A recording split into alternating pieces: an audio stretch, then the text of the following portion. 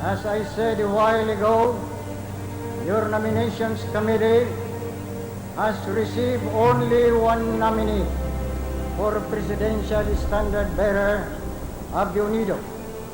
I therefore move to close the nomination and to declare unanimously the Honorable Salvador Laurel as the presidential standard bearer of Unido. Those who vote yes to this motion, please rise and give a standing ovation to the presidential nominee of the Unido. Beloved freedom fighters, beloved countrymen, beloved members of the unswerving opposition, I ask you all to rise. I ask you all to rise and raise your right hand with me. And I ask you to swear with me on this hallowed day. Let us all swear together. We swear never again to allow anyone to perpetuate himself in power. We swear never again to allow the mutilation of our true Constitution. We swear never again to allow the mockery of democracy through rigged elections and plebiscites. We swear never again to allow the suppression of human rights and the debasement of human dignity. We swear never again to allow the gagging of the press and the systematic brainwashing of the Filipino people by the sacred bones of our forebears. We swear never, never again to all this. Let us repeat. Let us repeat. Justice for all. Democracy or death. Freedom forever. Maraming salamat po. Mabuhay si Laurel! Mabuhay si Laurel! Mr. Marcos has announced that there will be an election. Our answer to him is that we will fight him in that election.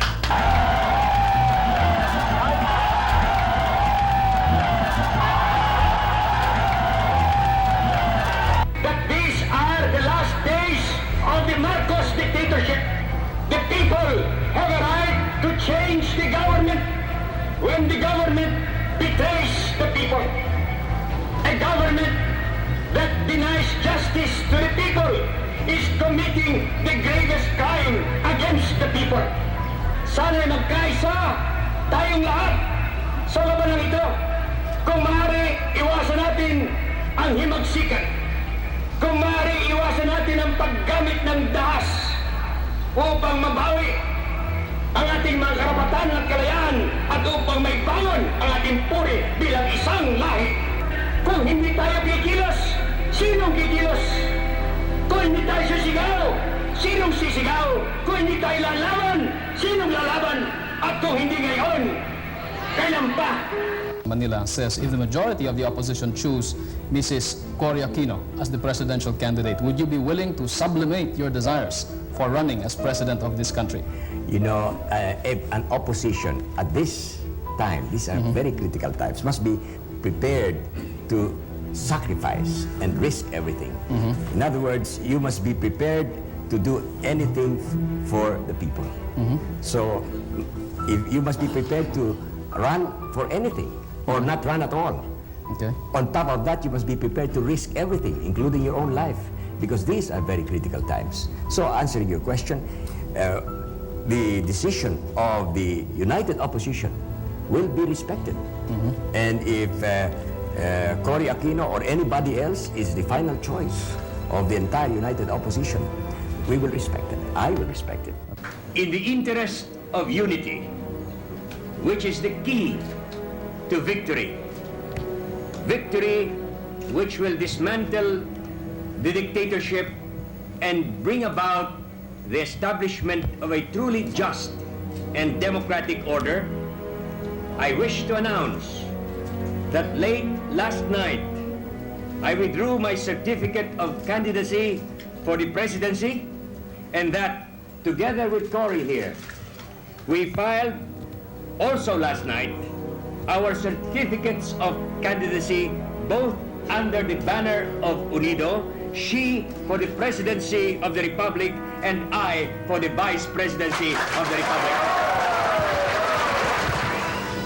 And I now wish to take this opportunity to publicly express my deep gratitude to Doy Laurel, his family, and his supporters for the supreme act of selflessness and sacrifice that has made this dream a reality.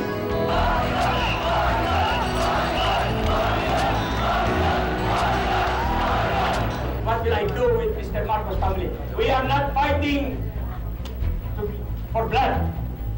We are fighting for the restoration of freedom and democracy. We will give Mr. Marcos what he has not given the Filipino people, justice and due process of law.